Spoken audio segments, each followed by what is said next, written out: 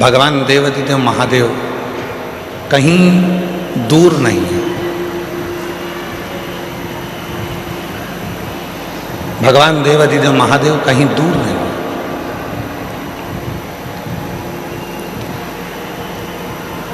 भगवान शिव तो हमारी इस आत्मा के रूप में विराजमान।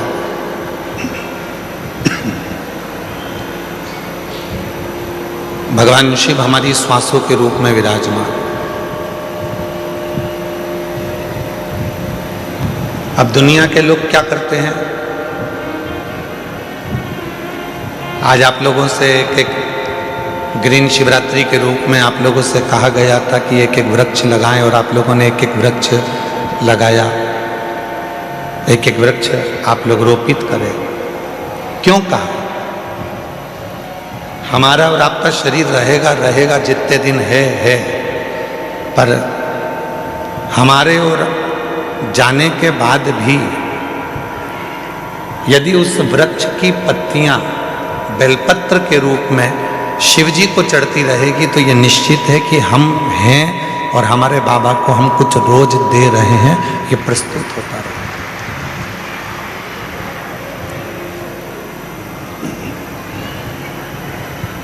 शिव दूर नहीं है। आवाज क्लियर करो, थोड़ी सी गूंज रही है, उसको क्लियर करके। देवाधिदेव महादेव दूर नहीं है।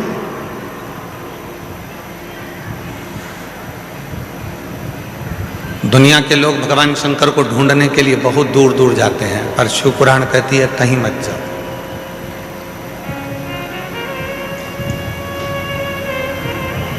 और मैंने तेरे ही भरोसे बाबा, तेरे ही भरोसे हवा बिच उड़ती जागी।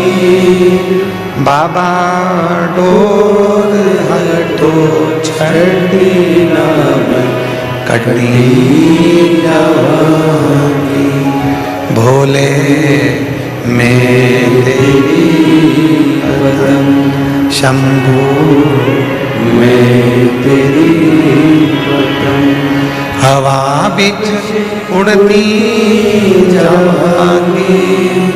बाबा डोर हटो छड़ी नाम कटी जागी। भोले मैं तेरी पतंग, शंभू मैं तेरी पतंग। शिव कथा कहती है आत्मा लिंग है, और उस आत्मलिंग को जिस दिन हमने जान लिया है, हम कहते हैं कि भगवान के मंदिर में जाते हैं, जब शिव जी के मंदिर में जाते हैं, भगवान का भजन करने जाते हैं, दर्शन करने के लिए जाते हैं। जब भगवान के मंदिर में पहुंचते हैं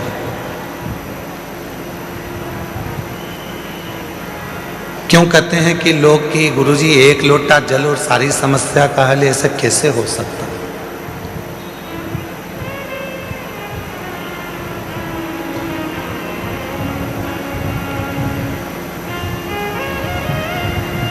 कैसे हो सकता? शिव महापुराण की कथा कहती है कि वो एक लोटा जल सारी समस्या का हल ऐसे होता है। घर से जब हम जल लेकर चलते हैं तो भगवान देवाधिदेव महादेव के पास में भरोसा लेकर जाते हैं, विश्वास लेकर जाते हैं।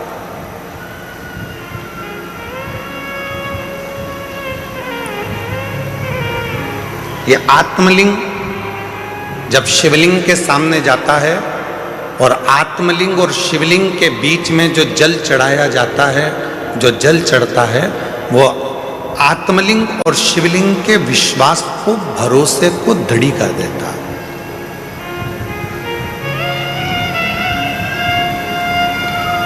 फिर दुनिया का ऐसा कोई काम नहीं रहता जो आप कर नहीं सकते। दुनिया का ऐसा कोई कार्य नहीं होगा जो आप कर नहीं पाओगे, फिर वो कार्य पूर्ण होता ही, वो कार्य सफल होता ही।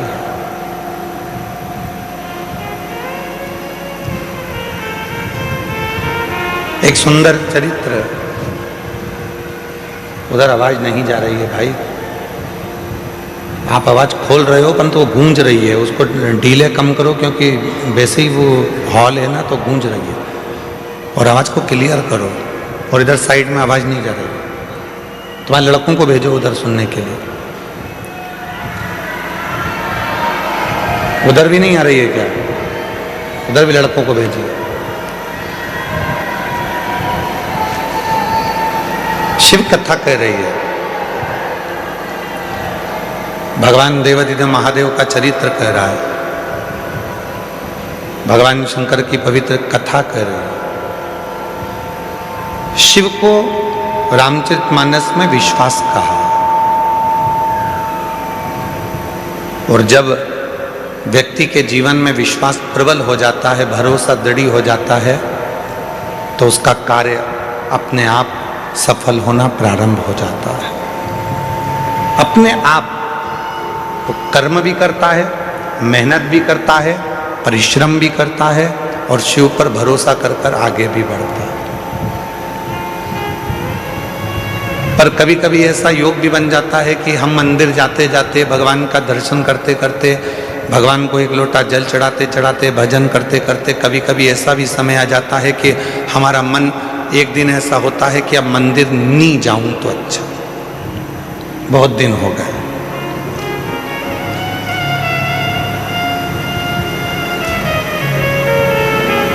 रोज कथा सुनते हो,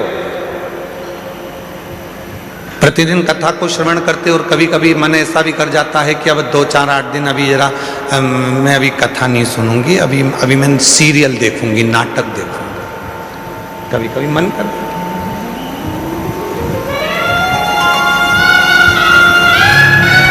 रोज ही तो सुनते हैं, प्रतिदिन तो श्रवण करते हैं, तो अब मैं कथा ना सुनकर मैं नाटक देखूंगी, सीरियल देखूंगी। आवाज गूंज रही है, खींच के बोलना पड़ रहा है, आवाज को क्लियर करो आवाज।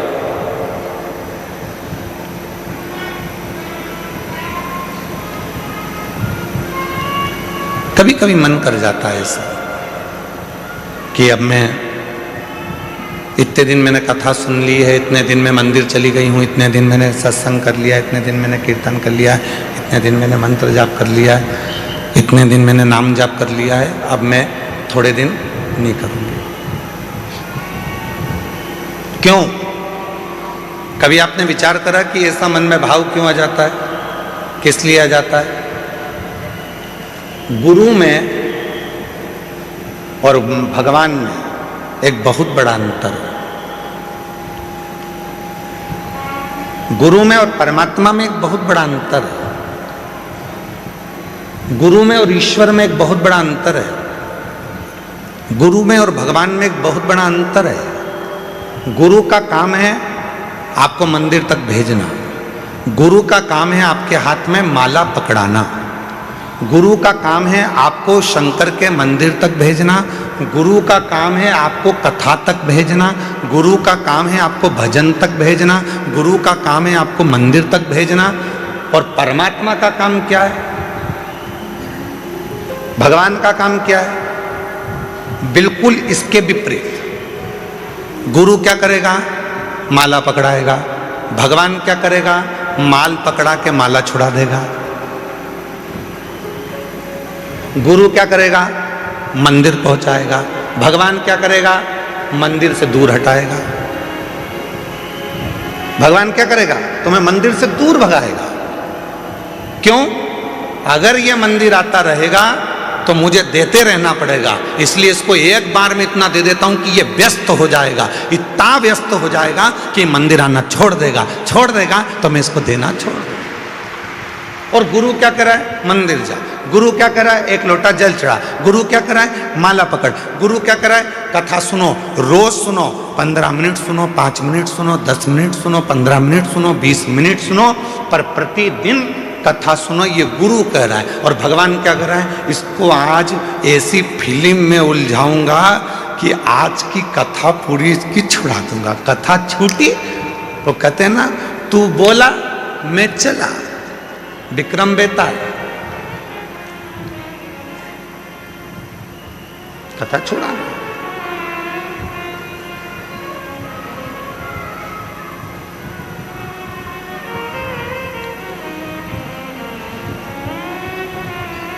गुरु मंदिर भेज रहा है, गुरु शिवालय तक भेज रहा है, गुरु परमात्मा के पास भेज रहा है, गुरु सत्संग में भेज रहा है, गुरु परमात्मा की भक्ति में भेज रहा है।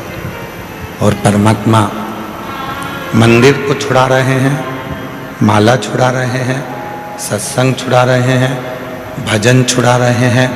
अगर ये भजन करता रहेगा, सत्संग करता रहेगा, नाम जाप करता रहेगा, स्मरण करता रहेगा, तो मुझे देते रहना पड़ेगा। वो छुड़ा रहा। पर मेरी जीजियों, मेरे जीजाओं, मेरी बेटियों, बेटाओं, मेरे बुजुर्ग माँ बाप, एक बात को याद रखना अपनी जिंदगी में,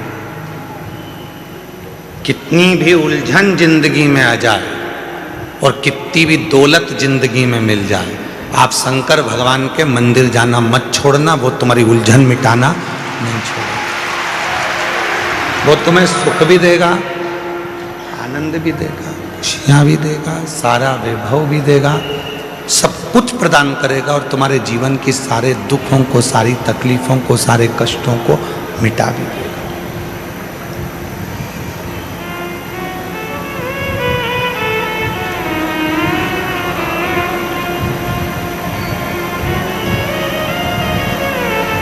दूसरे पर करा हुआ भरोसा टूट सकता है, पर परमात्मा पर करा हुआ भरोसा कभी नहीं टूटता, कभी। अभी एक सीरियल देख रहे थे आर्य जी, तो किसी ने हमको बताया कि गुरुजी 14 फरवरी को कोई सा डे था, और तुम लोगों को ज़्यादा स्मरण में, हमको भी है पर हम बोलना नहीं चाह रहे। एक सीरियल दिखाया था, उसमें एक छोरा उसको कुछ फूल देने गया, उसने उसको लात मारी तो वो शिव जी के मंदिर में पहुंच गया। ऐसा वो छोटा सा सीरियल था।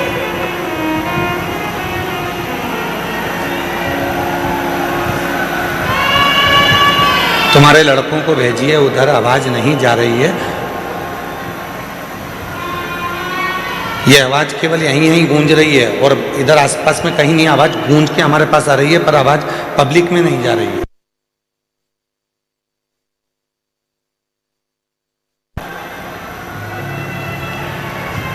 तो हमने देखा कि उस सीरियल में उन्होंने लात मारी और लात मारने के बाद वो व्यक्ति शिव मंदिर चले गए।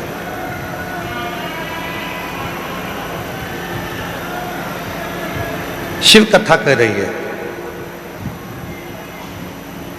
भगवान देवाधिदेव महादेव का चरित्र कह रहा है, भगवान शंकर की कथा कर रही है कि दूसरा कोई व्यक्ति हमको लात मारे तब हम शिव जी के पास में जाएं, ये ठीक नहीं है। शिव महापुराण की कथा कहती है कि इस मन को शंकर से ऐसा जोड़ लो कि किसी की सामर्थ्यता ना हो तुम्हें लात मारने की, किसी की सामर्थ्यता।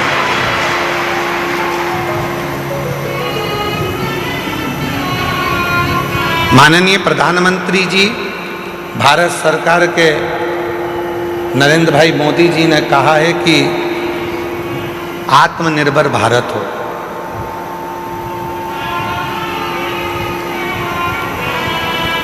क्यों कहा आत्मनिर्भर भारत का?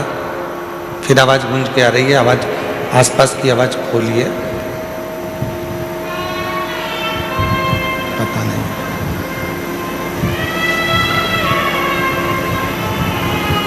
क्यों कहा आत्मनिर्भर भारत के लिए।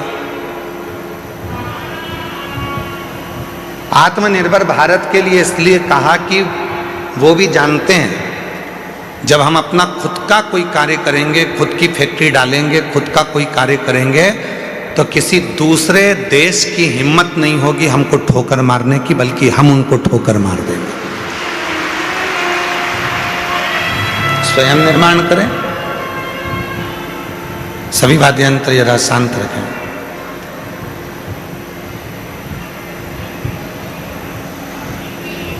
स्वयं निर्माण करें।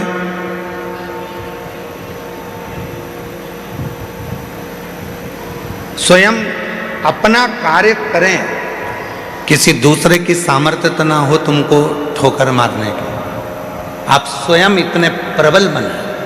शिव महापुराण की कथा कहती है, स्वयं भगवान देवाधिदेव महादेव भगवान शंकर माता पार्वती जी से कहते हैं, पार्वती सुन, जो भक्त मेरे पास में आता है, जो मेरे पास पहुंचता है, एक लोटा जल मुझे चढ़ाता है, मैं उसको धन थोड़ा बाद में देता हूँ, मैं उसको वैभव थोड़ा बाद में देता हूँ, मैं उसको संपदा थोड़ी बाद में देता हूँ। सबसे पहले मैं उसको क्या देता हूँ वो सुन पार्वती। पार्वती जी ने पूछा कि आप सबसे पहले क्या देते हो? आप सबसे पहले क्या प्रदान करते हो?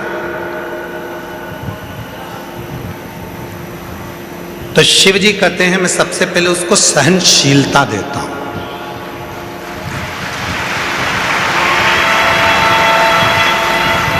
आज के जमाने में व्यक्ति के पास सहनशीलता नहीं है।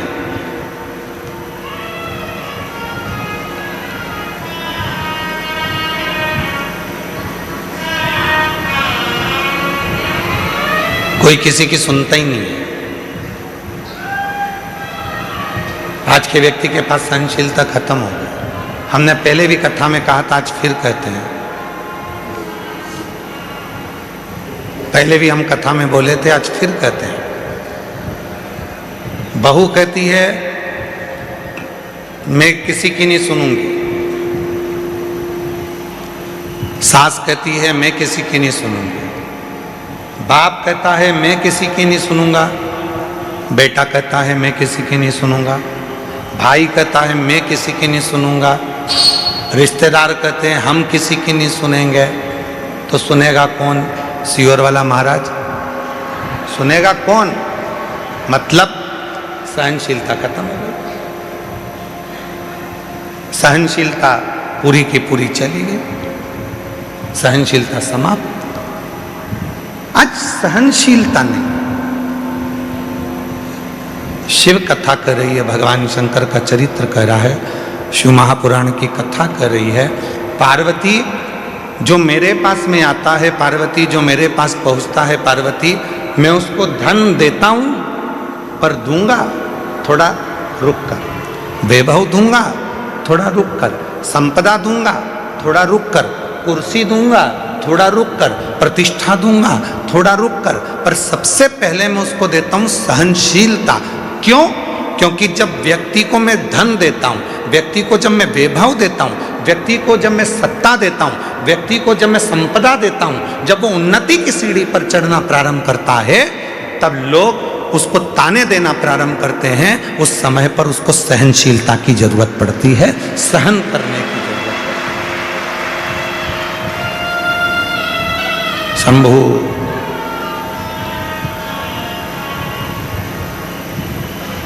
तब उसको सहनशीलता की जरूरत पड़ती है।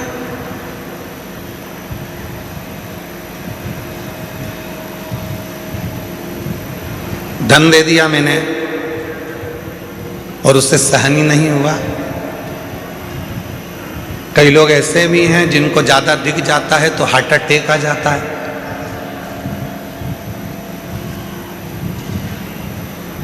कई लोगों को हमने देखा मीडिया में भी और अन्य न्यूज़ चैनलों पर, कोई व्यक्ति एक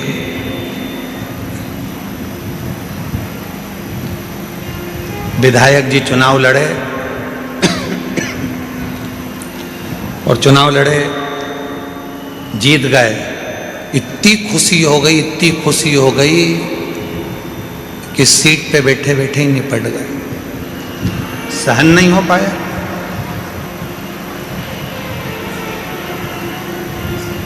सहनशीलता ही नहीं रही।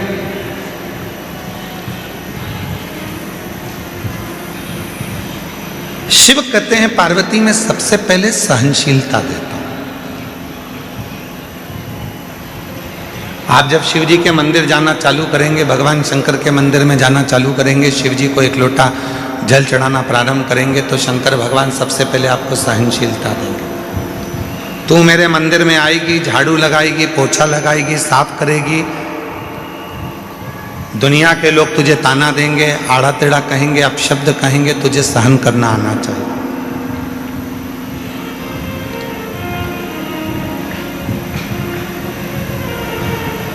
तुझे सहन करना आना चाहिए।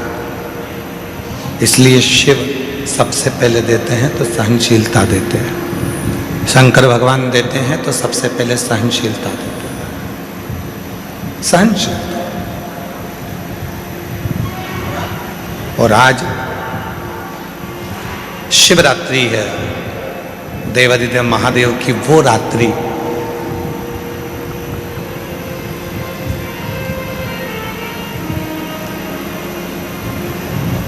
तमिल के 63 संत ऐसे हुए, 63 संत तमिल के ऐसे हुए हैं जिन्होंने इस शिवरात्रि पर भगवान शंकर का साक्षीकरण कर कर भगवान शिव का दर्शन पाया है। अब जब भारत की भूमि के मनुष्य के रूप में जन्मे हुए वो 63 संत, वो 63 साधु, वो 63 सन्यासी, वो 63 साधारण गृहस्थी जब भगवान शिव का दर्शन कर सकते हैं, तो इस शिवरात्रि पर जब हम और आप भगवान शंकर की अविरल भक्ति को धारण करेंगे तो क्या शिव का दर्शन नहीं होगा? क्या भगवान शंकर का दर्शन नहीं होगा?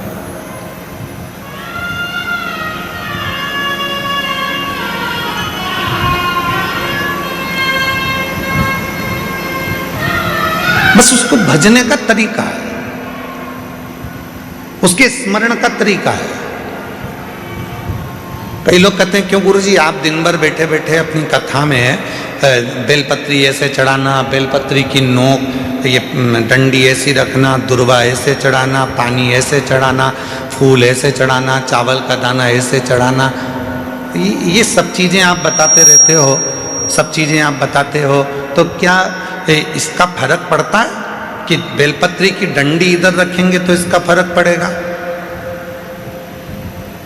दुर्वा को ऐसे रखेंगे अशोक सुंदरी पर तो इसका फर्क पड़ेगा, चावल का दाना ऐसे रखेंगे तो उसका फर्क पड़ेगा, लाल चावल का दाना चढ़ाओगे तो उसका ऐसा फर्क पड़ेगा, सफेद चावल का दाना चढ़ाओगे तो उसका फर्क ऐसा पड़ेगा? क्या इसका फर्क पड़ता है? क्यों नहीं पड़ता?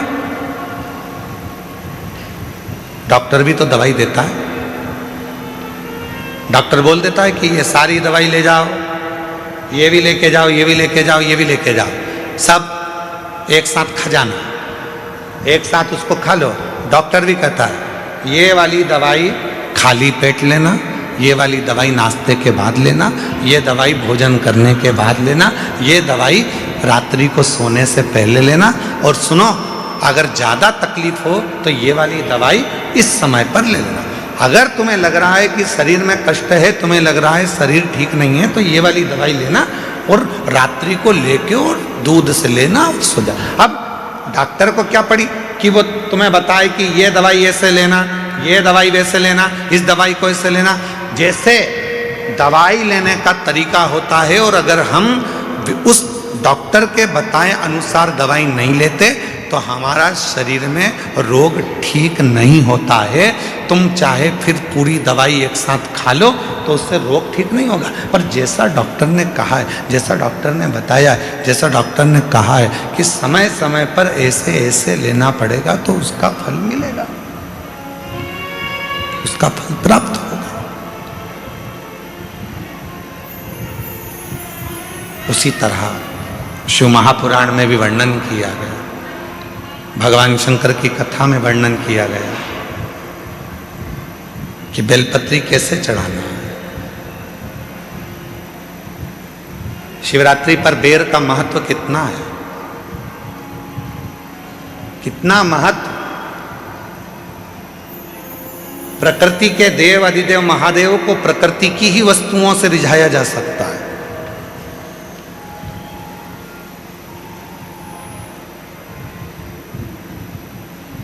उनको रिझाने के लिए बहुत आडंबर की जरूरत नहीं पड़ती है। 3 मित्र थे, तीनों में झगड़ा हो गया और तीनों भगवान के लिए झगड़ लिए। एक बोले मेरे राम जी बड़े, एक बोले मेरे भगवान कृष्ण बड़े, एक बोले मेरे शंकर जी बड़े। परशु महापुराण की कथा कहती है कि हमारे यहाँ देवताओं में भेद नहीं होना चाहिए, हमारे सारे देव एक है। किसी देवता के लिए ये नहीं कह सकते कि ये बड़ा है, ये छोटा है, ये बड़ा है, वो छोटा। ना ना ना, हमारे लिए सब बड़ा, सब किस। पर 3 दोस्त थे, लड़ लिए। अब विवेक नहीं होवे, बुद्धि ना होवे तो झगड़ा हो जावे। तो तीनों ने लड़ाई कर ली। तो तीनों ने विचार करा, देखो मेरे राम बड़े, वो बोला मेरे कृष्ण बड़े, वो बोला मेरा शिव बड़ा। तीनों में झगड़ा हुआ और तीनों देवता एक ही हैं। तीनों ने कहा चलो जंगल में चलते हैं, अपने अपने भगवान को बुलाते हैं, देखो सबसे पहले किसके आते हैं। गया, एक ने बुलाया, हे अयोध्या नरेश, हे मेरे अवध के राजा, हे मेरे राजा धीराजा, अवध नरेश, अयोध्या के राजा मेरे राम जी, जल्दी आइए, आपका दर्शन कराना है मेरे दोस्तों को। राम जी नहीं आए। थोड़ी देर बाद वो भगवान कृष्ण का भक्त वो पुकारने लगा, हे द्वारकानाथ, हे ब्रज के राजा, हे द्वारकाधीश, जल्दी आइए, मेरे दोस्तों को दर्शन कराना। भगवान ने। और थोड़ी देर बाद तीसरा नंबर का जो दोस्त था, उसने एक जमीन पे से कंकर उठाया, हाथ पे रखा, ओ भोला जल्दी आ जा, पार्वती बुला रही है। शंकर जी तुरंत प्रकट।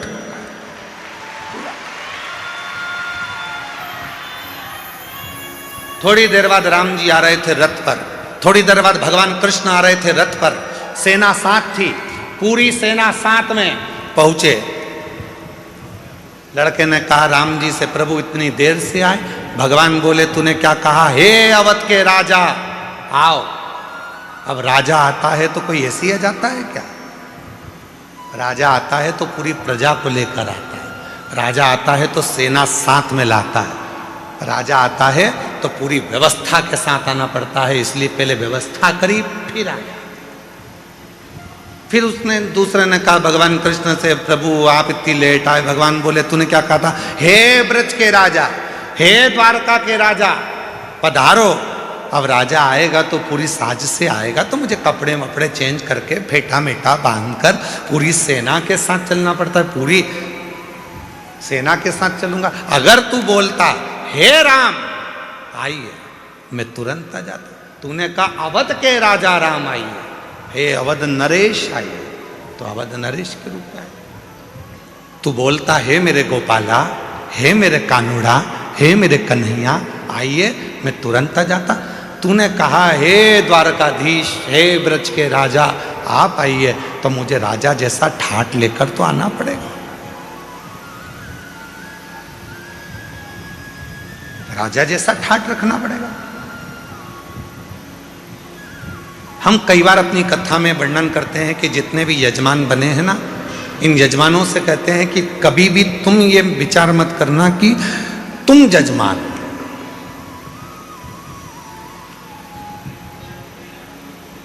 बुद्धि से निकाल दो कि तुम यजमान। तुमने ये सोच लिया कि मैं यजमान हूं, मेरे भोजन की व्यवस्था ऐसी करना चाहिए, मेरे रुकने की व्यवस्था ऐसी करना चाहिए, मेरे लिए गादी ऐसी लगाना चाहिए, मेरे लिए इस तरह का सोफा लगाओ, मेरे लिए ऐसी कुर्सी लगाओ। तुम्हें मालूम नहीं है मैं मुख्य यजमान हूं। मैं छोड़ दो कि तुम यजमान। यजमान बनाया किसने? उसने। बिठाया किसने? उसने। कृपा किसने करी? उसने। तो तुम उससे कहो कहीं हमारे माँ बाप की कोई कृपा हुई होगी, कहीं मेरे पूर्वजों ने एक लोटा जल ज्यादा चढ़ाया होगा, जो आज भगवान ने मुझे यजमान बनाकर बिठा दिया। त्याग।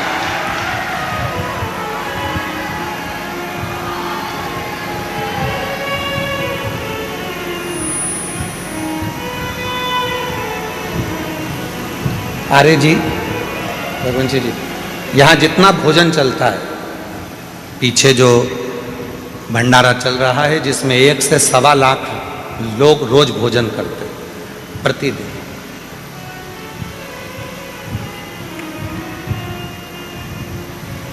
उसमें एक भी रसीद लेकर किसी भी सीहोर वाला हो, चाहे बाहर वाला हो, चाहे दुनिया का कोई सेठ हो, दुनिया का कोई सेठ हो, जितने कथा सुन रहे हैं उन सबके लिए कहूँगा, कोई नहीं कह सकता कि सीहोर वाले महाराज के यहाँ से कुबेरेश्वर धाम से कोई आया था और हमने घी का पीपा दिया था या तेल का डब्बा दिया था। ये सारा की सारा भंडारा भोले बाबा चलाते हैं और भोलेनाथ के भक्त चलाते हैं।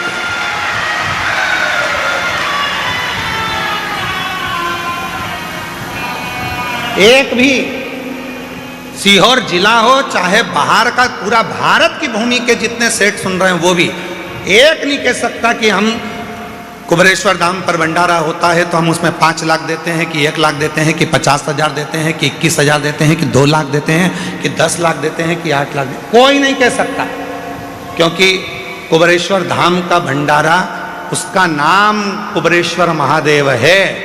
जब वो लक्ष्मी को भी लक्ष्मी देते हैं, नारायण को भी लक्ष्मी देते हैं और कुबेर को भी कुबेर का खजाना देते हैं, तो वो अपना भंडारा खुद करता है, स्वयं चलता, स्वयं उसको करने वाला वो स्वयं होता है। और मैं कहूँगा आपसे कि कहाँ से छाछ आ रही है, कहाँ से दूध आ रहा है, कहाँ से घी आ रहा है, कहाँ से आटा आ रहा है, कहाँ से चावल आ रहा है, कहाँ से दाल आ रही है और कहाँ से भोजन बनाने वाले भोजन बना रहे हैं, ये अपनी सामर्थ्यता से परे है। वो गाड़ी भरकर मंगवाता भी रहता है, खिलाता भी रहता है। गाड़ी भेजने वाले की गाड़ी पर लिखा रहता है कुबेरेश्वर बाबा ने भेजा है और लेने वाला भी कुबेरेश्वर नाथ ही है, पर उस पर उसकी पर्ची नहीं होती, उस पर नाम नहीं होता। सब्जी भेजने वाला सब्जी भेजता है, उस पर लिखा होता है कुबेर भंडारी का दिया भंडारी के पास जा रहा है, पर उस पर नाम नहीं होता, नाम नहीं होता। चल रहा, चला रहा। सीहोर का गांव, सीहोर का शहर, सीहोर के आसपास का कोई नगर, बड़ी बड़ी सिटियां, इंदौर, भोपाल, मुंबई, पुणे, पूरे भारत के जितने सेठ हैं, किसी सेठ के पास में कोई रसी पावती या चंदा लेने के लिए विठलेश सेवा समिति कभी नहीं जाती। जिसको मेरा बाबा देता है वो झोली भर कर लाता है, यहाँ लुटा कर चले जाता है और बाबा का भंडारा हो जाता है।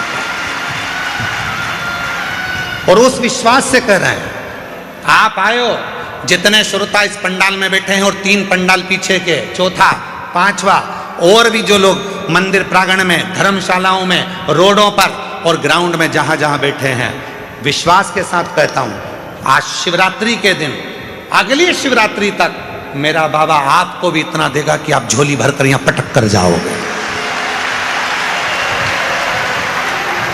इतना देगा कि झोली भरकर तुम पटक कर जाओगे। आन दो, घी के पीपे उतरने दो, तेल आने दो, आटा आने दो, चावल आने दो।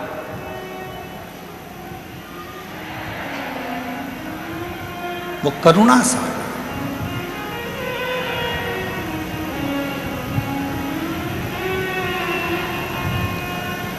कैसे करता है, कैसे कराता है, वो जानता है। हमारे छोटे भाई विनय मिश्रा जी थोड़ा सा टेंशन ले लेते हैं कभी कभी। आपने बोला है कि व्यवस्था होना है और आप फोन पर बोल दिए कि कल प्रसाद में ये बनना है, होगी एकदम हलवाई की टांग टूट गई। हमारे जो हलवाई हैं देवघर गए थे तो देवघर में उनका टांग टूट गया, एक्सीडेंट हो गया। तो कोई बाइक वाला उनको रात के समय, वो मंदिर जा रहे थे, ठोक के चले गए। पाँव अभी तक ठीक नहीं हुआ। सामान कैसे बनेगा, भंडारा कौन बनाएगा? हमने कहा उसका नाम भंडारी है, कुबेर भंडारी। भंडारा भी वही बनाएगा और खिलाएगा भी वही, चलाएगा। हलवाई आए, भाव सर जी कहने लगे गुरुजी पाँव का ऑपरेशन का बोला है। हमने कहा डॉक्टर से बोल दो कि कल ही ऑपरेशन कर दे। जाऊं मैं? हाँ। कहाँ करवाना है? तो कहा उज्जैन कराना है। तो मैंने कहा उज्जैन चले जा। हम बोले उज्जैन। शाम को प्रदोष की आरती कर कर आए थे। बेलपत्री हमारे विकास महाराज हमको दिए थे, हम रोज बेलपत्र खाते हैं बाबा की। तो वो बेलपत्र हम खा रहे थे, उसमें से एक बेलपत्ती का टुकड़ा उनको दे दिया कि एक टुकड़ा तुम खा लो, कल ऑपरेशन कराना है तो बाबा कृपा कर देगा।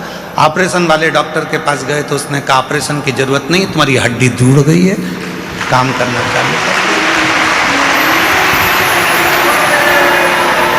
आज भी वही हलवाई भावसार जी लंगड़ते लंगड़ते आज भी पूरी तरह से चलते चलते पूरा भोजन बना रहे हैं और कह रहे हैं पाँव में कोई कष्ट नहीं।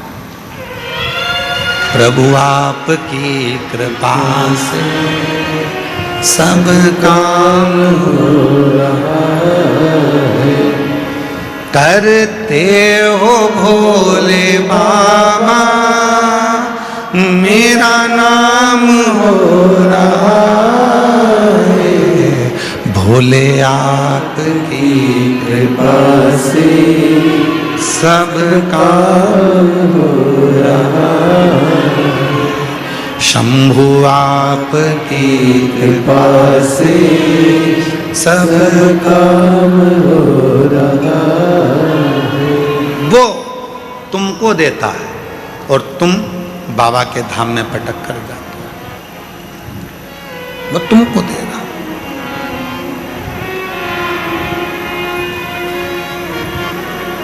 और मैं बताना चाहूंगा आपको, धाम से 1000 बच्चे शिक्षा अध्ययन कर रहे हैं। जिस कॉलेज में उनको पढ़ना है, जिस स्कूल में पढ़ना है, उनका पता करा जाता है कि उनके माँ बाप के पास में कुछ नहीं है, तो उनका पूरा पढ़ाई का खर्चा धाम उठाता है।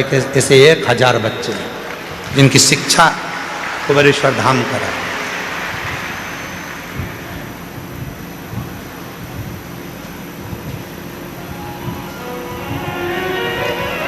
शिव कर रहा है, शिव करा रहा है और शिव करने वाला।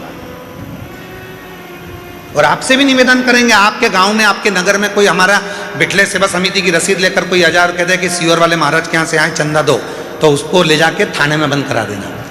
आता ही नहीं कोई, जाता ही नहीं इस धाम से कोई। दुनिया जिसके यहां मांगने आती है, उसके दरवाजे का व्यक्ति क्यों तुम्हारे यहां मांगने के लिए जाएगा? किस लिए जाएगा? सारी दुनिया यहां जोली फैलाती है, अरे तेरा ही दिया मैंने खाया पिया है, तेरा शुक्रिया है, तेरा शुक्रिया है, मुझे भोले बाबा ने बहुत दे दिया है, तेरा शुक्रिया है, तेरा शुक्रिया है। ये जायदाद दी है, औलाद दी है, मुसीबत में हर वक्त इमदाद दी है, तेरा ही दिया मैंने खाया पिया है, तेरा शुक्रिया है, तेरा शुक्रिया। ये उसका दिया हुआ है, किसी दूसरे का नहीं। और तेरा तुझको अर्पण।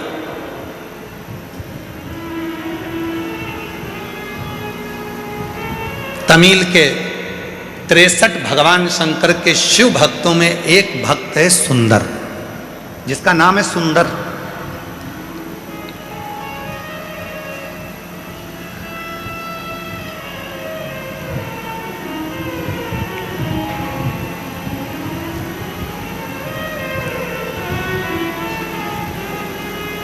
ये कथा उस व्यक्ति के लिए है जो लोग कह देते हैं कि सीवर वाले महाराज के जितने भक्त हैं शंकर जी के, कभी कभी बिना नहाए मंदिर में आ जाते हैं, ये उनके लिए है।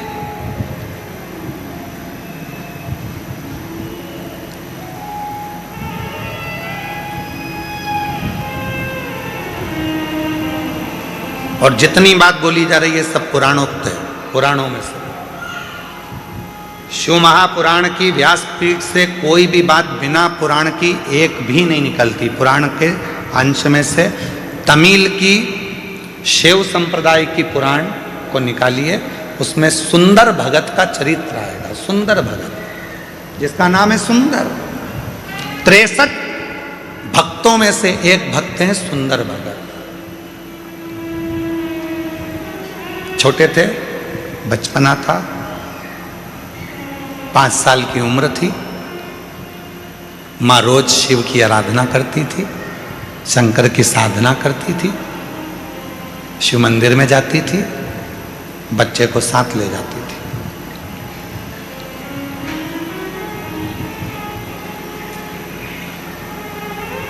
बच्चे को साथ ले जाती और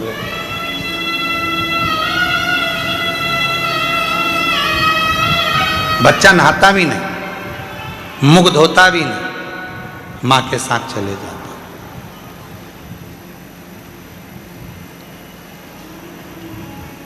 मंदिर में भगवान को एक लोटा जल चढ़ा देता मां के साथ। 5 वर्ष की आयु है बच्चे की, सुंदर 5 साल का। मां की शिव भक्ति प्रबल है। हम क्यों कहते हैं कि अपने बच्चों को शिवालय तक भेजो? जिस घर के बच्चे शंकर जी के मंदिर की सीढ़ी चढ़ना चालू हो जाते हैं, उस घर के बुढ़े कभी वृद्धाश्रम की सीढ़ी नहीं चढ़ते हैं। नहीं चढ़ेंगे, क्योंकि उनके अंदर संस्कार उत्पन्न होता चले जाता है, दया आती चली जाती है, श्रद्धा आती चली जाती है, विश्वास बढ़ता चले जाता है, भाव बढ़ता चले जाता है। भाव बढ़ता।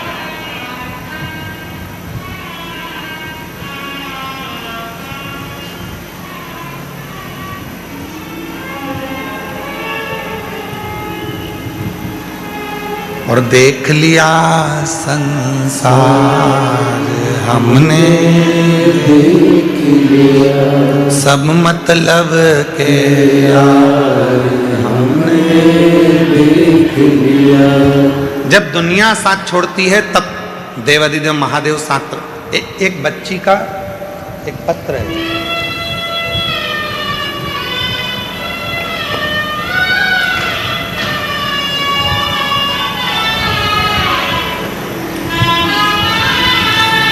इस लड़की का फोटो देखिए, बेटी का।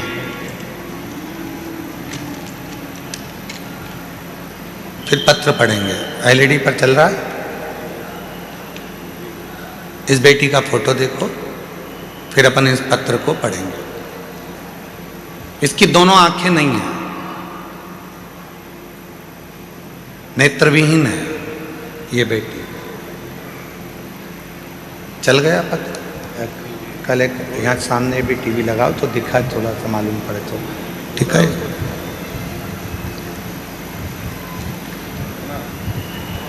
मेरा नाम लालसा देवी है। मैं बिहार में बक्सर जिला बनापुर की रहने वाली हूँ। एक लोटे जल का क्या बखान करूं गुरुदेव। जल सारी समस्या का हल है। मेरी बहन की लड़की आंख से देख नहीं सकती है और वह बचपन से ही क्रिकेट में रुचि रखती है। क्रिकेट खेलती है, आंख से देख नहीं सकती है पर क्रिकेट में रुचि रखती है। पिछले वर्ष में जब यहाँ आ रही थी तो मेरी बहन की बेटी ने कहा, मासी मुझको भी कुबेरेश्वर धाम ले चल। मैंने उससे कहा तू देख नहीं सकती तो वहां जाकर करेगी क्या। मैं कथा सुनती हूँ, महाराज कहते हैं कि यहाँ का कंकर शंकर है, उस कंकर को मुझे छूना है। मैंने सुना है वो कंकर जो छूता है उसकी किस्मत पलट जाती है। हो सकता है कि मेरी भी किस्मत पलट जाए, हो सकता है। मुझे मासी तू ले चल। मैं मेरी उस बहन की लड़की को रुद्राक्ष अभिषेक में पिछले वर्ष यहाँ लेकर आ गई। पंडाल में पीछे बैठकर हम कथा सुने। दुनिया के लोग हमसे आकर पूछते थे कि तुम जमीन पर बैठे हो तो तुमको कंकर चुभ रहे होंगे। हम जितने भी मीडिया वाले आते थे उनसे एक ही बात कहते थे कि यह कंकर नहीं है, मेरे पिता की गोद है जिसमें बैठकर मैं कथा सुन रहा हूं। और यही कंकर के लिए तो मैं यहां आई हूं। मेरी बहन की लड़की जो आंख से देख नहीं सकती थी, उसने भी यही जवाब दिया। और आज मेरी बहन की बेटी एक कंकर लेकर चली गई और बाबा की ऐसी कृपा हुई कि उसका इंडिया टीम में सिलेक्शन हो गया। इंडिया टीम में सिलेक्शन हुआ और 23/11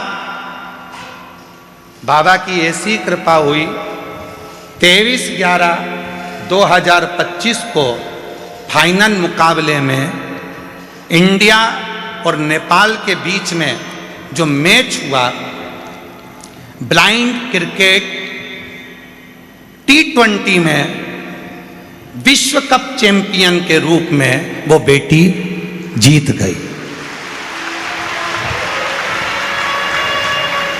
ब्लाइंड क्रिकेट T20 विश्व कप मैच में वो बेटी जीत गई, जिसका फोटो आप देख रहे हैं, जिसका फोटो हम लगाया,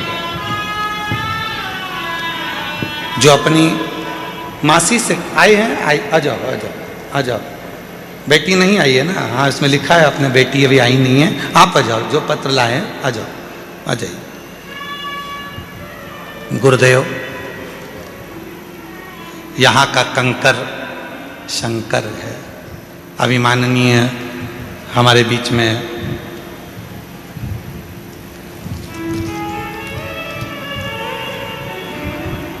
डॉक्टर उमाशंकर जी पांडे जी जल योद्धा के रूप में जो यहाँ विराजमान है, वो बता रहे थे कि शिव कंकर है। आर्य जी ने ये बात कही कि शंकर को कंकर के रूप में जाना जाता है और कंकर ही शंकर है। कहाँ आए हो आप? जम के बोलो। अपने पिता के घर में। बहुत सारे तुम्हारे पास में माइक ले लेके आएंगे, पूछेंगे भी कैसा लग रहा है, धूप बहुत तेज पड़ रही है, कुछ बोलोगे? कंकर चुभ रहे हैं उसके लिए तो बोल दो, धूप लग रही है उसके लिए तो बोल दो। बहुत सारे पूछेंगे। पर बेटी भले झोपड़े में अपने बाप के घर रहती हो, पर बाप का घर ही अच्छा लगता है, मायका ही अच्छा लगता है।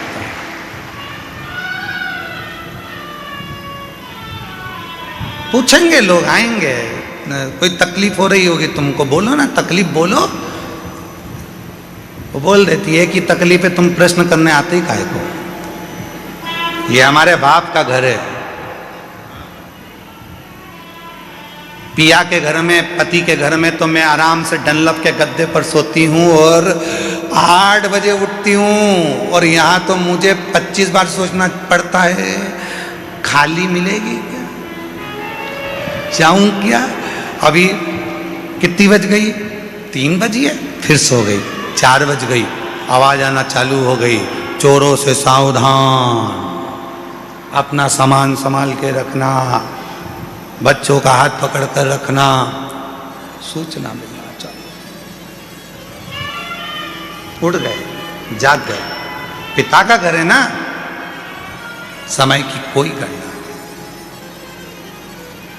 स्मरण किया। एक पत्र और देखिए, बड़ा सुंदर है। ये पत्र तो सुंदर है। एक पत्र देखिए। मेरा नाम प्रीति सिंही, मैं बिहार राज्य के मधेपुरा राज्य की रहने वाली हूँ। पिछले साल कुबेरेश्वर धाम पर रुद्राक्ष के लिए बाबा का रुद्राक्ष महोत्सव करने के लिए आई थी। हम जानते हैं यहाँ पर बाबा का रुद्राक्ष उत्सव में नहीं मिलता, फिर भी हम रुद्राक्ष महोत्सव में कंकर शंकर के लिए आए थे। यहाँ की भूमि पर कंकर पर बैठकर भी जो कथा सुनी जाती है, उसमें शंकर का प्रतिबिंब पिता की गोद मानी जाती है। हमने कथा सुनी। मेरा लड़का 6 साल का है, वो बचपन से न चल सकता है, न बोल सकता है, न हाथ पैर से काम कर सकता है। हम बेटे को लेकर आए थे, बेटे को सुलाकर कथा सुनवाई थी। बाबा की कृपा से यहाँ की मिट्टी रोज मेरे लड़के को लगाती थी। डॉक्टर ने विकलांग का सर्टिफिकेट दे दिया था। आज छाती ठोक कर कहती हूँ, अब मेरा बेटा चलता भी है, मंदिर जाता भी है, बोलता भी है और बाबा का भजन भी करता है। आज मेरा बेटा बोलता भी है, चलता भी है, मंदिर भी जाता है, शिव को जल भी चढ़ाता है। मेरा नाम प्रीति सिंह, बिहार राज्य के मधेपुरा राज्य की रहने वाली हूं। कहीं बैठी हैं तो हाथ हिला सकती हैं। अगर कहीं बैठी हो, आप ही हैं, ऐसे हाथ हिला दो एक बार। वापिस हाथ हिलाओ एक बार, वापिस हाथ हिला दो जीजी। हाँ ठीक है, आ जाइए, बेलपत्र ले जाओ, आ जाओ। मैं शिव को नमन करने के लिए आई हूं। क्या 1 साल में मेरा बाबा मेरे बेटे को चला सकता है? वो शिव है। तेरी कृपा बिना ना हिले एक लेते हैं श्वास, तेरी कृपा से तनु तनु। बखान क्या करूं मैं राखों के ढेर का, चपटी भभूत में खजाना कुबेर का। हे गंगा मुक्ति वाले ओमकार तू, भोले ओमकार तू।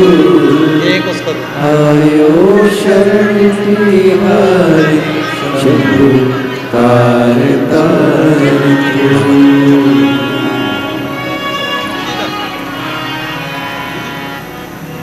वो क्या देगा, कब देगा, कैसे देगा, ये उसके ऊपर निर्भर करता है। सियोर वाले महाराज के पास में ना भभूति है, ना बेल है, ना कुछ है, ना कुछ है। उसके पास में तो कुछ भी नहीं है। हमारे पास में तो केवल एक चीज है, श्री शिवाय। एक लोटा जल घर पे शिव को चढ़ाओ, मंदिर जाओ, कुबरेश्वर धाम पर आओ तो कंकर शंकर की भूमि पर कहीं पर भी बैठकर 5 कंकर उठाकर उसकी आराधना, साधना, उससे प्रार्थना दिल से कर लो, वो तुम्हें दिल से देकर भेजते हैं, दिल से।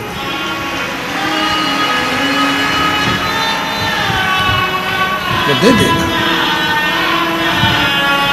और जब मन से यदि कोई कहा जाए, प्रार्थना करी जाए तो वो देता है। विश्वास, भरोसा, भरोसा।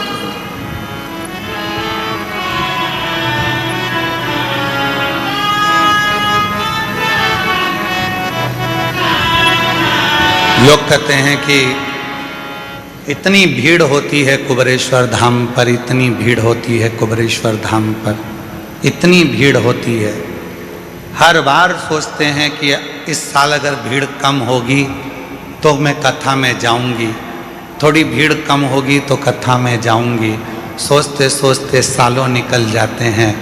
बाबा तुझे खुद यहाँ आने ही नहीं देता है, क्योंकि उसको मालूम है आएगी तो देना पड़ेगा। मेरे बाबा को मालूम है आएगी तो देना पड़ेगा। निमंत्रण पत्रिका उसी के यहाँ दी जाती है जिसके यहाँ पर बहन बेटी को उसी को शादी में बुलाया जाता है, जिसको बाद में साड़ी, मिठाई का डब्बा, लिफाफा देकर भेजना पड़े। बहन बेटी को बुलाया है तो देना तो पड़ेगा। तुम कौन हो? उस बाप की बेटी। तुम कौन हो? उस बाप के दामाद। तुम कौन हो? उसके नाती पंती। तुम कौन हो? उसकी औलाद। और तुम आए हो अपने बाप के घर, तो लिफाफा तो वही देकर विदा करेगा ना, वही देकर भेजेगा। ऐसे कई लोग हैं जो सोचते हैं थोड़ा थोड़ा रुद्राक्ष उत्सव में बहुत भीड़ होती है, थोड़ी कम हो जाए ना तब मैं जाऊंगी, बैठूंगी, मैं जाऊंगी, बैठूंगी, प्रार्थना करूंगी बाबा से, निवेदन करूंगी बाबा से। पर ये रुद्राक्ष महोत्सव का मौका साल में एक बार मिलता है, अपने बाप के पास बैठकर फुलेरा दूज, शिवरात्रि, बाबा से प्रार्थना करने का मौका ये बार बार नहीं मिलता। ये संजोग, ये रुद्राक्ष महोत्सव 2 चीजों को देखकर रखा जाता है, एक महाशिवरात्रि, दूसरी फुलेरा दूज। इसका जहां संजोग बनता है फुलेरा दूज और शिवरात्रि को, उसमें भी ये देखा जाता है कि कथा के दूसरे दिन शिवरात्रि पढ़ना चाहिए, और उसमें ये देखा जाता है कि मध्य में फुलेरा दूज पढ़ना चाहिए। जब यहाँ बैठा हुआ एक एक व्यक्ति जब बाबा से प्रार्थना करने के लिए आए तो यहाँ से खाली ना जाए, जब यहाँ से जाए तो बाबा 3 महीने में उसकी झोली भर दे। तो देखा जाए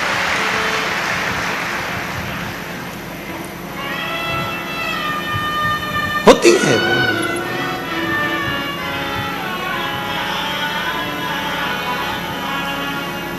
कितने पत्र हैं, ढेर ढेर। एक पत्र में तो एक बहन ने लिखा,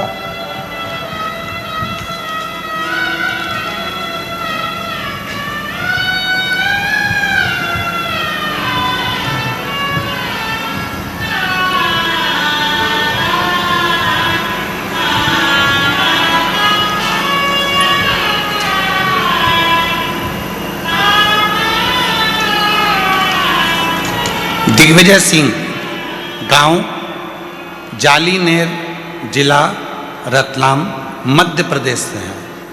कहीं बैठे हों तो हाथ हिला सकते हैं। दिग्विजय सिंह, गांव जालीनेर, जिला रतलाम, मध्य प्रदेश का निवासी हूँ। कहीं बैठे हों तो हाथ हिला सकते हैं और बेलपत्र लेने के लिए आ सकते हैं। कहीं बैठे हैं तो हाथ हिला सकते हैं। मेरी बेटी वंशिका जो 13 वर्ष की है वह बचपन से विकलांग थी। शब्द देखिए, बचपन से विकलांग थी।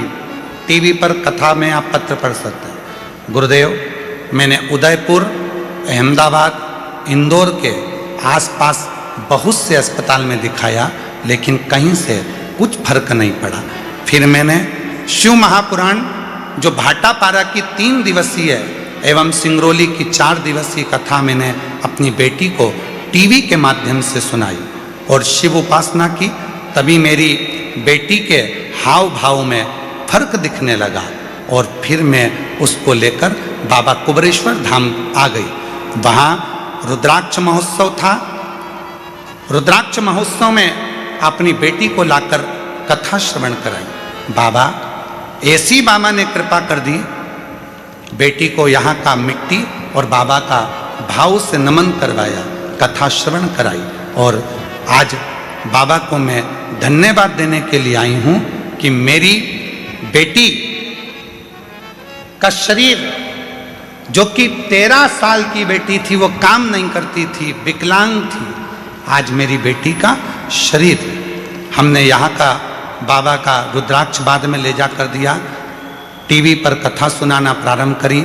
मंदसौर के पंडाल में भी उसको कथा सुनाई और आज ऐसी कृपा बाबा ने कर दी, आज उसने चलना फिरना चालू कर दिया और बाबा की कृपा से उसकी आवाज भी वापस आ गई। ये शिव है जो 13 साल तक न चली है, 13 साल से विकलांग है, ना हाथ चलता है, ना पांव चलता है, ना शरीर चलता है, और वो पड़ी है।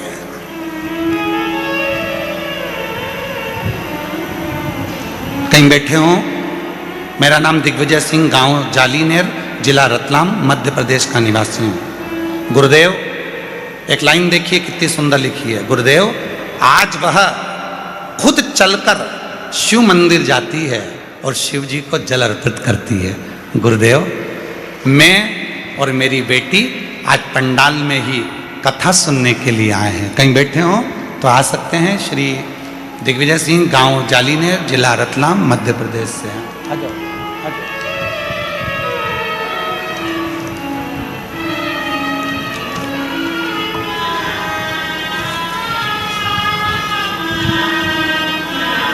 ये जो बच्चा आ रहा है, 6 साल का बच्चा, डॉक्टर ने विकलांग का सर्टिफिकेट दे दिया था। चल नहीं सकता था, बोल नहीं सकता था, पलंग पर पड़ा रहता था, हाथ पैर नहीं चलते थे, राल टपकती रहती थी और उठ नहीं सकता था। उसको माँ गोदी में लेकर आई थी। आज वो चलकर आया है कुबरेश्वर धाम पर। जोरदार गर्जना होना चाहिए तालियों की। आओ। मेरा तू ही तो हमदर्द है, जिसे हर दर्द कहता है। मेरा तू ही तो हमदर्द है, जिसे हर दर्द कहता हूँ। दुनिया के आगे प्रभु चुपचाप मेरे रहता हूँ। दुनिया के आगे प्रभु चुपचाप मेरे रहता हूँ। एक बार जोरदार ताली बजाओ इस बच्चे के लिए। जिसे हर दर्द शंभो, जिसके हाथ काम नहीं करते थे, पाँव काम नहीं करता था, 6 साल तक पलंग पे से उठा नहीं है, आज उसके चलने की खुशी बता रही है कि बाबा ने उसको चला दिया। शिव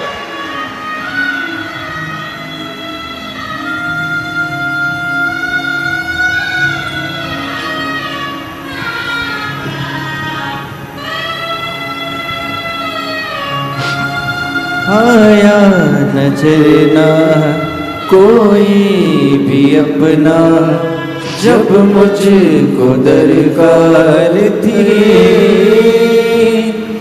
जब मुझको दरकार थी, तब मेरे पद का जीवन के रथ का तू ही बना सारथी, तू ही बना सारथी। भला कैसे भूलूं तेरी मेहरबानियाँ, मेरा तू ही तो हमदर्द है, जिसे हर दर्द कहता हूँ। मेरा तू ही तो हमदर्द है, जिसे हर दर्द कहता हूँ।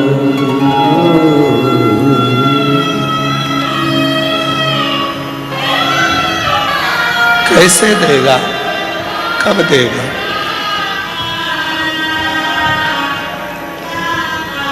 कुबरेश्वर धाम विश्वास का धाम है। बहुत विश्वास चाहिए। जब विश्वास हो जाता है तो यहाँ का कंकर संकर बनकर उसका दुख काट देता है। विश्वास का केवल विश्वास है, केवल विश्वास। वो माँ कह रही है मेरा बेटा 6 साल तक पलंग पे से उठा नहीं है, गंदगी पलंग पर करता था, गोदी में लेकर बॉडी की तरह चलती थी, आज चल रहा। उसी की उदारता है, उसी की उदारता। किसकी सामर्थ्यता होगी? कौन करेगा? और मेरी जीजियों, मेरे जीजाओं, कोई धाम ऐसा नहीं होगा जहां से तुम्हारा रिश्ता होगा। यह धाम तुम्हारे बाप का घर है, तुम्हारे पिता का घर है। बाप अपनी बेटी को कभी दुखी नहीं देख सकता, इसलिए तुम्हें खुशियां देकर भेजता है, खुशियां देकर।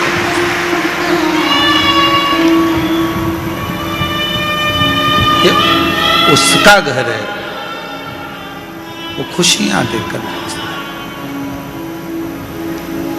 दुनिया के सारे धाम घूम कर आना और एक बार कुबरेश्वर धाम आना, यहाँ की धरा पर बैठकर श्री शिवाय नमस्तुभ्यम कहकर उसको अपना दुखड़ा कहना,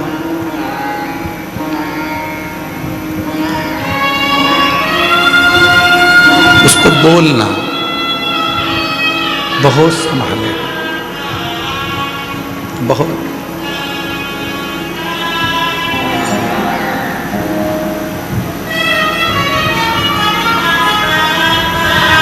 शिव कह रहे हैं, शंकर भगवान की कथा कर रही है पार्वती। जो मेरे पास आता है सबसे पहले मैं उसको सहनशीलता देता हूं।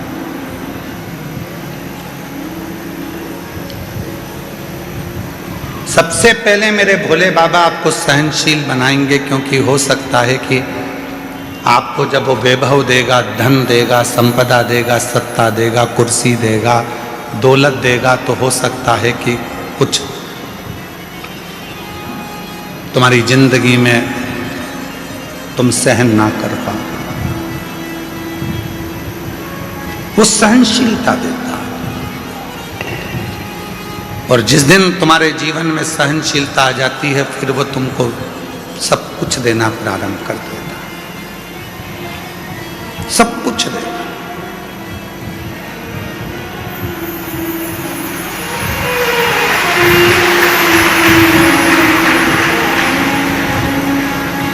दुनिया के आगे प्रभु चुपचाप रहता, दुनिया के आगे प्रभु चुपचाप रहता हूँ। मेरा तू ही तो हमदर्द है, जिससे हर दर्द कहता हूँ। मेरा तू ही तो हमदर्द है, जिससे हर दर्द कहता हूँ। देगा, सहनशीलता के साथ में सब कुछ देगा। पार्वती एक भक्त है जिसका नाम है सुंदर। 5 वर्ष की आयु है। तमिल की पुराण में इसका वर्णन है। 63 शिव संतों में इनकी गिनती है। सुंदर नाम है। माँ के साथ में शिव मंदिर जाते हैं, शिव मंदिर में जल चढ़ाते हैं। नहीं नहा पाया, स्नान नहीं कर पाया। बच्चा है, माँ ले गई मंदिर में, चलो जल चढ़ाना, चलो। बच्चा पहुंच गया माँ के साथ में जल चढ़ाने के लिए शिवालय में, शंकर के मंदिर में जल चढ़ा।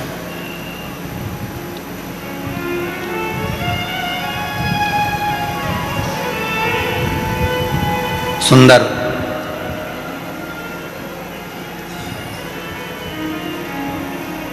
नियम बन गया उसका कि मेरे को मंदिर जाना है, मुझे मंदिर जाना है, नियम बन गया। माँ अब सुंदर को लेकर मंदिर जाती नहीं, अब सुंदर माँ को लेकर मंदिर जाता। सुंदर माँ को लेकर मंदिर जाता।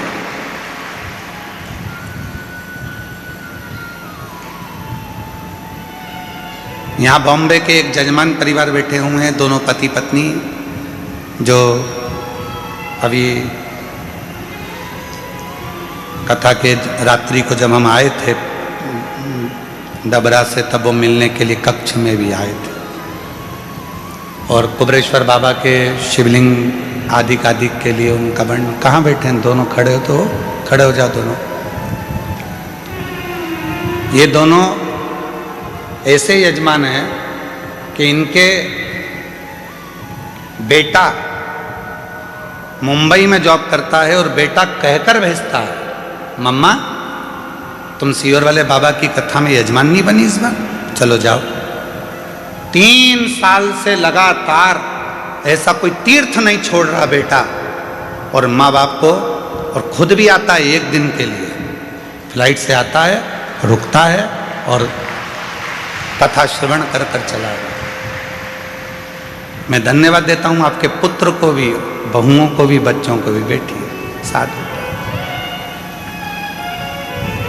बचपन में माँ बाप अपने बच्चों को मंदिर तक लेकर जाते हैं। बचपन में माँ बाप अपने बच्चों की परवरिश करते हैं, उसको पालते हैं, रखते हैं, संभालते हैं, सारा विद्या, शिक्षा, चिकित्सा सब देते हैं। एक दिन बच्चों के मन में भी वो भाव आना चाहिए कि मेरी माँ का मन है, मेरी माँ का मन है। एक बार उससे कुबेरेश्वर धाम जाना है, मेरी माँ का मन है, उसे कुबेरेश्वर धाम जाना है। और जिस दिन बेटा अपनी माँ से कह दे, माँ चल मैं तेरी फ्लाइट कराता हूँ, मैं तेरी टिकट कराता हूँ, मैं तेरी ट्रेन कराता हूँ, मैं तेरे लिए गाड़ी कर हम हमेशा यहाँ वहाँ जाते हैं, अब की बार चल तेरे बाबा कुबेर भंडारी के दरवाजे पर, तेरे गुरु के पास में, जिसकी कथा तो निरंतर श्रवण करती है, उस कुबेरेश्वर बाबा के दरवाजे पर तुझे लेकर चलता हूँ। माँ की सबसे बड़ी गिफ्ट, आज के जमाने की माता की सबसे बड़ी गिफ्ट, पूरे भारत की जितनी माँ हैं उनको गिफ्ट में अगर कुछ चाहिए तो वो बोल नहीं सकती, पर ईमानदारी से कहता हूँ पूरे विश्व की माँ अगर गिफ्ट में चाहती है तो एक बार कुबेरेश्वर धाम आना चाहती है।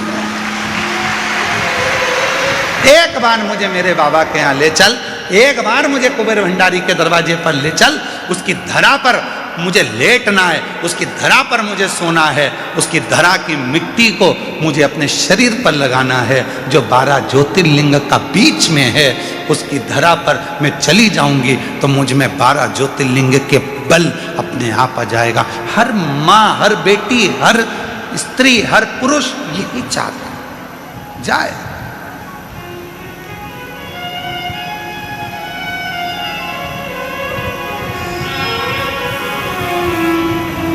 सुंदर की माँ पहले मंदिर लेकर जाती थी, अब सुंदर मंदिर लेकर जा रहा है। मम्मा चलो, आई चलो।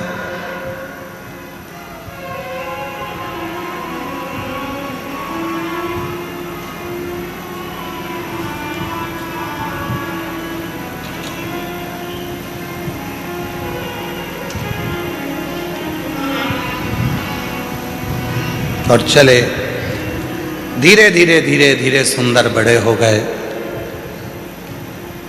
मंदिर जाते, घर में कोई काम काज करने वाला नहीं था तो सुंदर ही काम करता। काम में इतना व्यस्त हो जाता था कि नहाने का टाइम नहीं मिलता था, तो ऐसे ही मंदिर चला जाता था। वो सुंदर धीरे धीरे बड़ा हो गया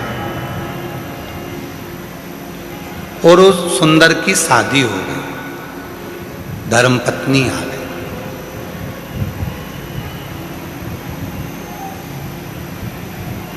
और धर्मपत्नी आई, 3-4 दिन मंदिर नहीं गया। 4 दिन के बाद, आज नहाने के बाद स्नान करा, स्नान करके मंदिर गया तो शंकर भगवान का शिवलिंग ही मंदिर से गायब हो गया। शिव जी का शिवलिंग उस मंदिर से गायब था, शिवलिंग नहीं दिखा। सुंदर ने मंदिर के लोगों से पूछा, यहां भोलेनाथ जी थे, कहां चले गए? उस शिवलिंग का नाम भी लिखा था, हम थोड़ा ध्यान में नहीं आ रहा है इसलिए हम उस शिवलिंग का नाम नहीं बोल पा रहे। उस मंदिर का भी नाम लिखा था, मंदिर में से शिवलिंग गायब हो गया।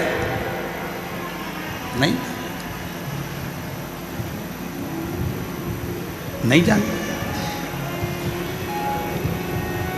वो शिवलिंग का नाम और मंदिर का नाम हम भूल गए। अगर आप लोग कभी उस सुंदर की कथा गूगल पे सर्च मारेंगे तो अगर आप पुराण में से निकालेंगे तो उसमें उस मंदिर का नाम भी आ जाएगा और उसका स्थान भी आ जाएगा। शिवलिंग गायब हो गया, नहीं